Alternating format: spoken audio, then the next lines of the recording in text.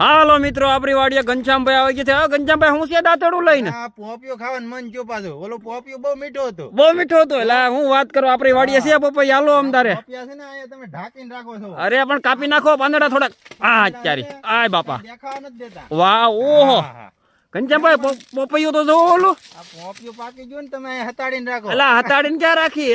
આંબો આંબો તોડો તોડો.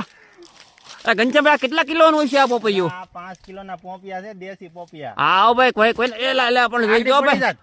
આય બાપા જોઈજો ઘનશ્યામભાઈ આ 5 કિલોનું પપૈયું હાથમાંથી વ્યૂ જાત આગળ કા? અરે એમ થોડું જવા દે. કેમ છે બાકી પપૈયું? ઘટે ની પોપિયામાં. હાલો મિત્રો પપૈયું ખાવા 5 કિલો ઓલો તે તોડતા હો.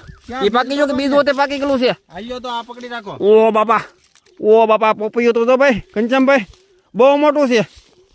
મિત્રો આમ જોવો તો ખરા 5 કિલોનું પપૈયું. આ તોડવું કે પાકલ છે ને?